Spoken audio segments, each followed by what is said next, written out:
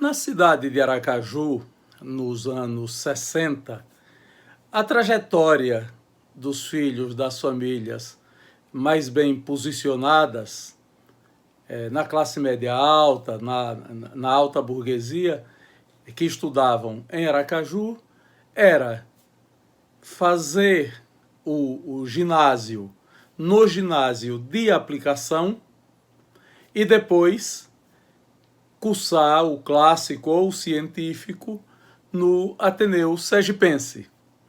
Foi essa trajetória que a jornalista Clara Angélica Porto fez. E ela nos fala agora, nos dá um belo depoimento sobre o que era a vida no ginásio de aplicação de Aracaju na década de 60, o que era viver no Ateneu Sergipense nos anos 60, quais eram os colegas, quais eram os professores e como era o dia a dia dessas instituições escolares. São ricas as memórias da jornalista Clara Angélica Porto e é a ela que a gente vai ouvir a partir de agora.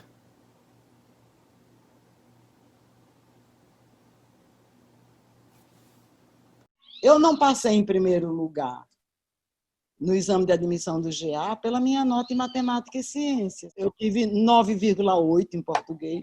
Eu fiz exame de admissão para o GA em dezembro de 1961, porque eu tive que esperar 2 anos fazendo o 4º ano primário, esperando idade, né? Só podia entrar com 11 anos. Né? Naquela época tinha idade de entrar. Mas com 9 anos eu já tinha o primário pronto.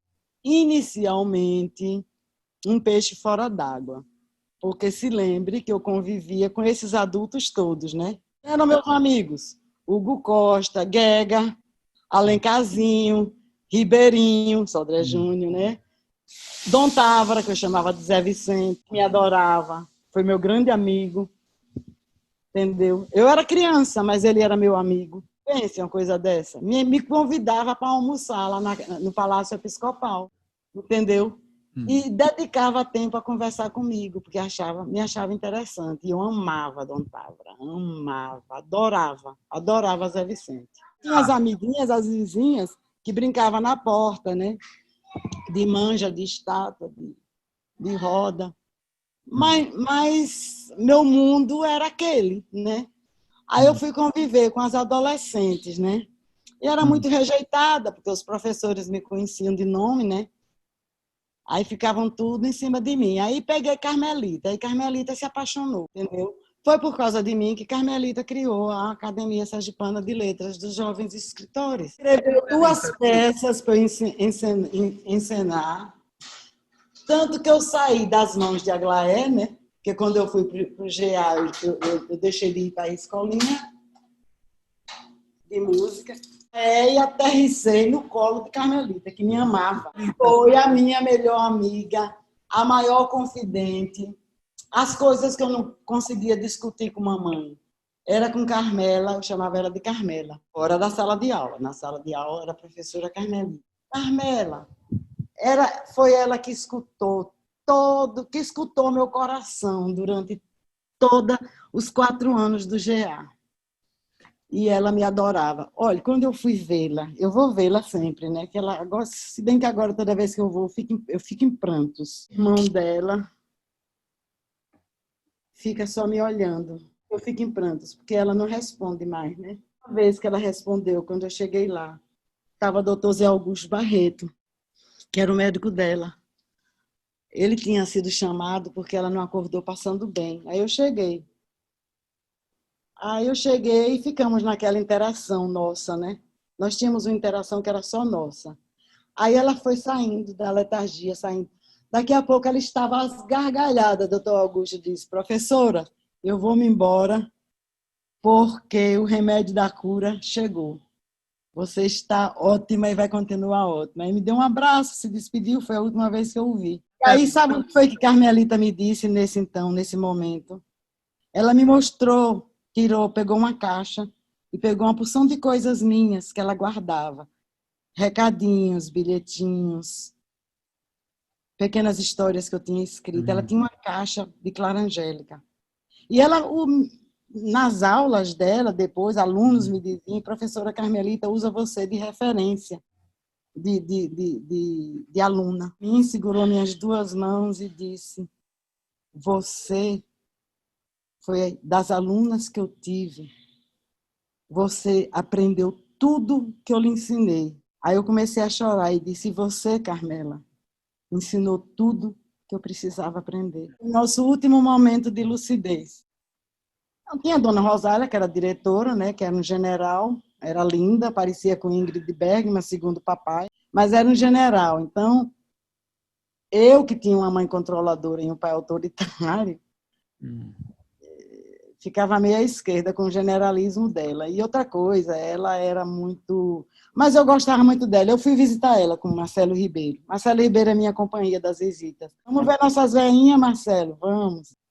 Ele está sempre pronto. Mas ele disse ele disse era muito difícil visitar a Carmelita, porque ela só tem olhos para você, porque eu era a queridinha de Carmelita.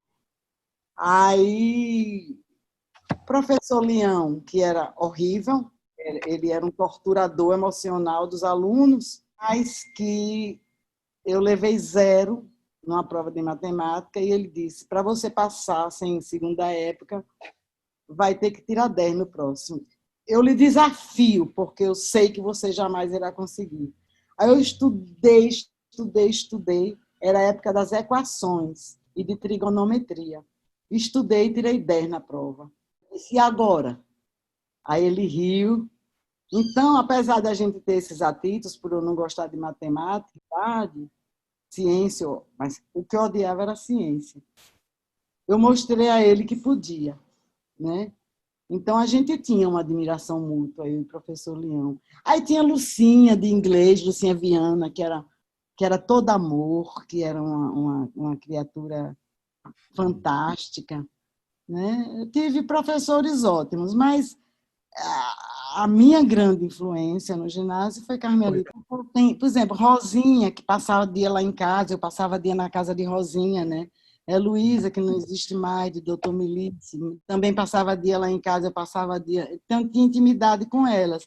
Mas depois, com o tempo, elas eram mais velhas, a vida levou para lugares diferentes. E tinha também a Angélica, filha de Epaminondas Souza, da farmácia. Maria Angélica, a gente foi colega no primário, colega no ginásio, que ela também foi para o GA, entendeu? Do ginásio, a amizade que ficou foi Marcelo Ribeiro. E Juca da Silva Ribeiro, o pai dele, era amicíssimo de papai, por causa o que unia eles era a erudição, a literatura, né? Juca era poeta. E papai ia sempre, quando vinha da casa de vovó Doninha no São José, no carro quebrado, como papai chamava, né? No tempo dele era carro quebrado, a gente sempre passava na casa de Juca. E Juca gostava muito de mim, aí me botava assim em cima da mesa, sala, e eu só via Janete grávida, porque ela tinha um filho por ano, né? Então eu só me lembro dela grávida.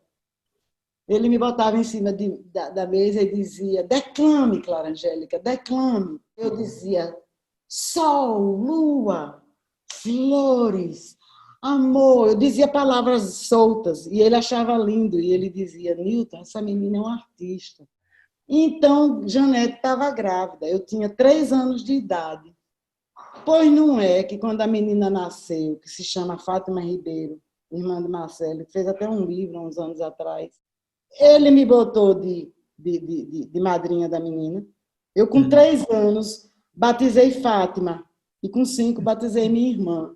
E de lá para cá, uma série de afilhados. Marcelo, quando chegou no ginásio, era aquela cara conhecida. Ele era meu palhaço, entendeu? Me fazia rir quando o professor virava, ele estava sério, eu rindo e levava carão. E a gente mantém essa amizade até hoje, e eu escrevi o prefácio do penúltimo dele, que ele é tanto livro, né? Aí foi minha primeira escola pública.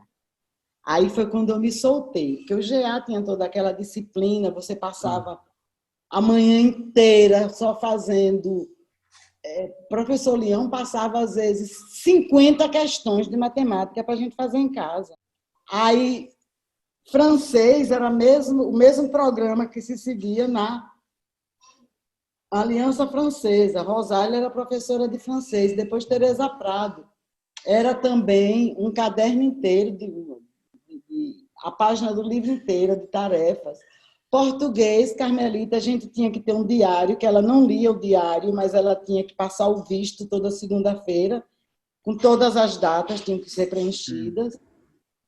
E tinha a resenha, a gente tinha que fazer uma resenha de um jornal do final de semana e levar na segunda-feira.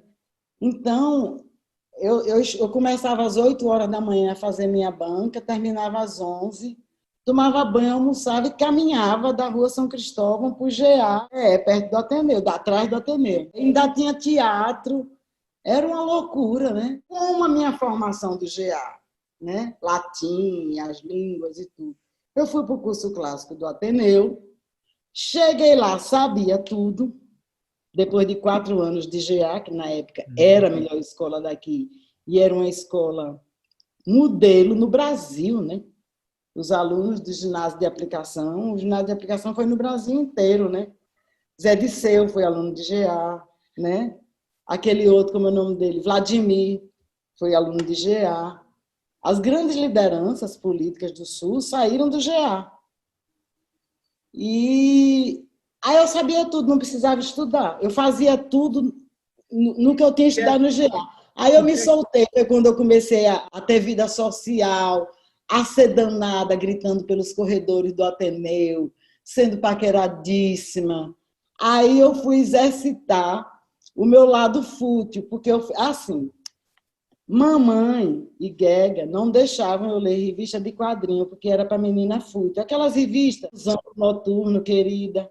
Aí eu lia das amiguinhas, levava escondido. Quando minha mãe via, era castigo, ficar sentada numa cadeira, com um livro na mão.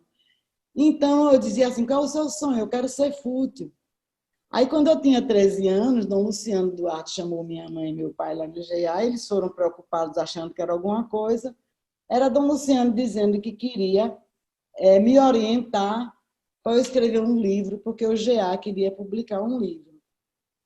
Aí eu chorei tanto e disse a papai, mamãe e Dom Luciano, eu não quero escrever livro, eu quero aprender a ser fútil. A palavra que mamãe e Guega usavam, aprender a ser igual às outras meninas, me maquiar, paquerar, ir para a primeira sessão do Palace aos domingos e depois tomar sorvete na Iara, ser igual às outras.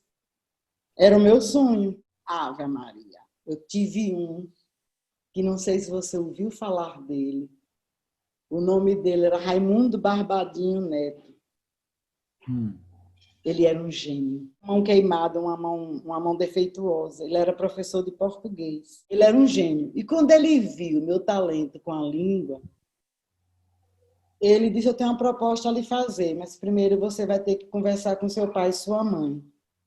Eu moro na casa de uma tia, na Rua Simão Dias, bem pertinho de onde você mora, na São Cristóvão, e quero que você vá 2 vezes por semana, de tarde lá, porque eu vou lhe dar livros para você ler, você depois escreve o resumo e a resenha e a crítica do livro, e eu quero que você discuta cada livro que você ler comigo. Mas para seus pais não ficarem desconfiados, que eu sou um explorador, vocês dizem que eu moro na casa de minha tia, para eles irem lá, para verem onde eu moro, conhecer minhas tias, para eles se sentirem à vontade de deixar você ir. Aí ele me dava livros fora dos livros de leitura de classe, sabe? Eu conheci Érico Veríssimo, Machado de Assis, Guimarães Rosa, pelas mãos de Barbadinho, extracurricular. Eu lia, escrevia uma resenha, né? Depois escrevia uma pequena crítica, o que eu achava, levava para ele. A gente discutia o livro, então ele me ajudou, ele me ensinou a me aprofundar na alma dos livros, entendeu? Então ele era um gênio, Barbadinho era um gênio. Então foi um grande professor que eu tive durante só 2 anos. No terceiro clássico entrou outro gênio, Naldinho, que eu tinha contracenado com ele em Anne Frank, que ele era Peter Van Damme, eu era Anne Frank, então para cenas de amor dos dois, botavam um banquinho, porque Naldinho já tinha 18 anos, né? Já era um rapaz feito, que era para eu ficar da altura dele, para a gente usar o mesmo microfone para dar a sensação de proximidade. E já tinha contracenado em peça de teatro, em Borandá, que foi o coral expressionista de Aglaé, que foi na época revolucionário, né? Inclusive, Aglaé pagou preço, porque teve censura do Exército, né? E aí Naldinho vem como meu professor de literatura, ou de português, que incluía literatura. E ele fazia leituras dramáticas, sabe? Aí eu sempre pegava os papéis principais, claro, a gente já se conhecia do teatro e do rádio, e foi maravilhoso. Então foram esses dois professores. E teve Jefferson Fonseca de Moraes, que era meu professor de história, e que foi através de Jefferson Fonseca de Moraes que eu tive uma nova visão da importância da história na nossa vida, né? E ele citava aqueles grandes historiadores, aqueles grandes pensadores, e eu procurei ler alguma coisa, né? E tinha um grupo que nós formamos, Silvio Santana,